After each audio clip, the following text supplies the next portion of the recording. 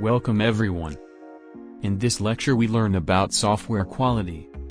This means the degree in which software possesses a desired combination of quality attributes.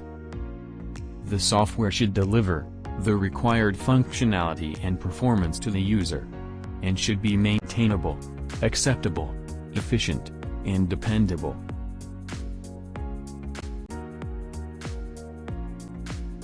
As you can see here, maintainability, dependability and security, efficiency, acceptability are the essential attributes of good software.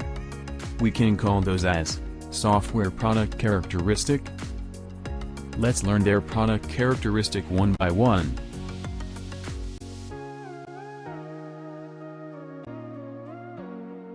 Maintainability.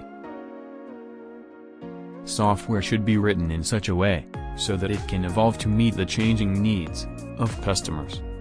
This is a critical attribute, because software change is an inevitable requirement of a changing business environment.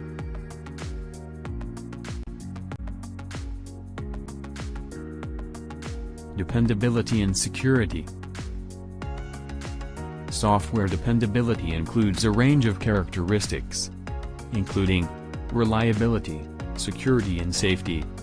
Dependable software should not cause physical or economic damage in the event of system failure. Malicious users should not be able to access or damage the system.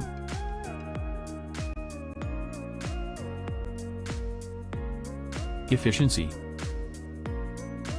Software should not make wasteful use of system resources, such as memory and processor cycles. Efficiency therefore includes responsiveness, processing time, memory utilization, and etc.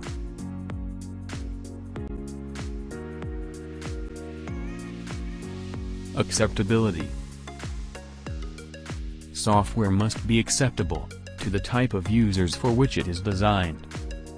This means that it must be understandable, usable, and compatible with other systems that they use.